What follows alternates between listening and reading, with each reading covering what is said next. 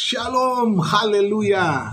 Apapun yang terjadi, Yesus Kristus tetap Tuhan di atas segala Tuhan dan Raja di atas segala Raja, karena tidak ada nama lain di bawah kolong langit ini yang diberikan kepada manusia yang olehnya kita dapat diselamatkan. Amin. Hanya Yesus Kristus Tuhan, satu-satunya jalan kebenaran dan hidup. Terima kasih Tuhan.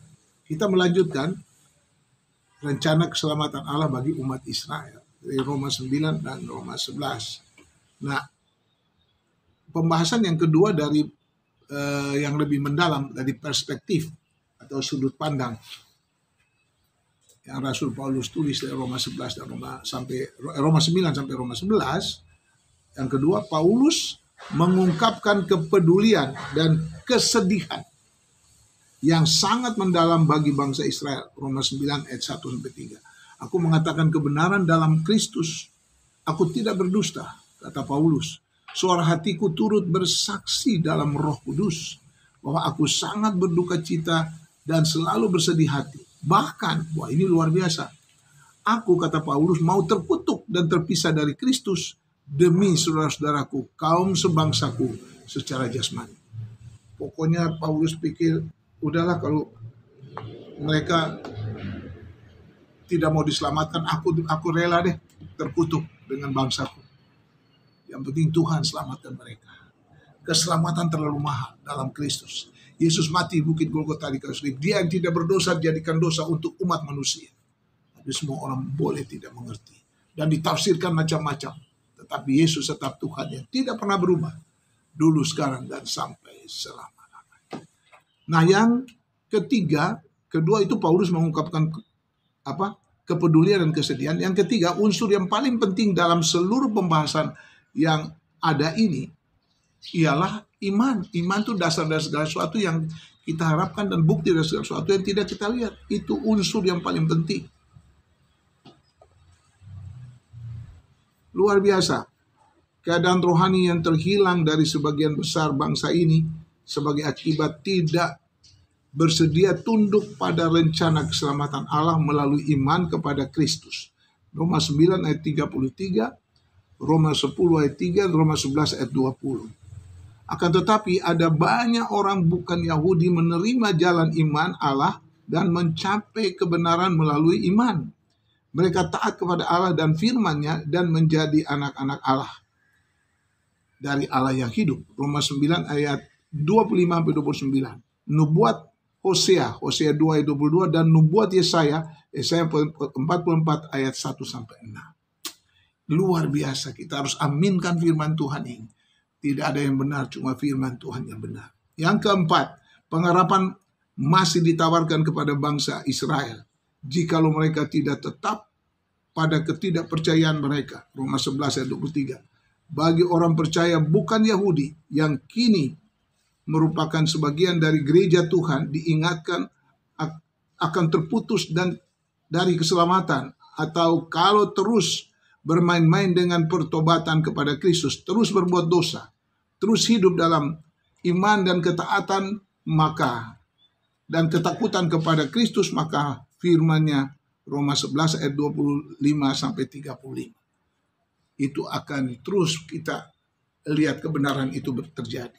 Yang kelima, begitu banyak catatan mengenai perjanjian Allah berkaitan dengan pemulihan Israel melalui penerimaan mereka akan Mesias. Hal ini akan terjadi di akhir zaman ini. Perhatikan Yesaya 11 ayat 10-16, nubuat tentang akhir zaman Yesaya 24 ayat 17-23, Yesaya 49, 22, 26, Yeremia 31 ayat 31-34, Yesaya 37 ayat 12-14, Roma 11 ayat 26, Wahyu 12, 10-12. Firman-Nya adalah kebenaran dan tetap kebenaran.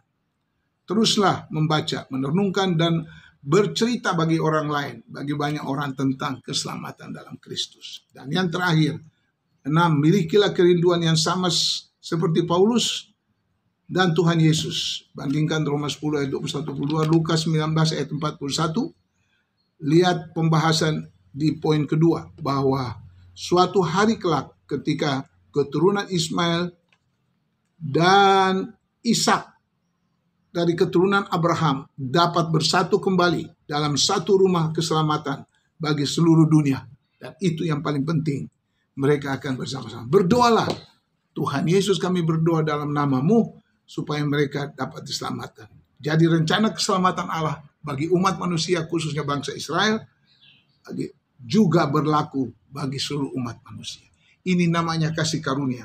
Anugerah keselamatan dari Tuhan Yesus yang diperoleh semua manusia, sama sekali bukan karena usaha manusia, tetapi karena kemurahan Allah. Amin. Amin. Hebat. Kasih Allahku sungguh telah terbukti ketika Dia serahkan anaknya. Kasih Allah mau berkorban bagi kau dan aku. Tak ada kasih seperti kasih-Mu. Bersyukur, bersyukur, bersyukur dan bersyukur karena kasih setia-Mu. Ku sembah, ku sembah, ku sembah Kau, ku sembah selama hidupku, ku sembah Kau Tuhan. Bersyukur, bersyukur, bersyukur dan bersyukur karena kasih setia-Mu. Ku sembah, ku sembah, ku sembah Kau, ku sembah selama hidupku, ku sembah Kau Tuhan.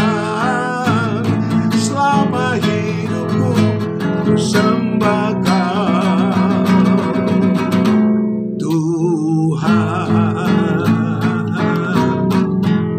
Amin.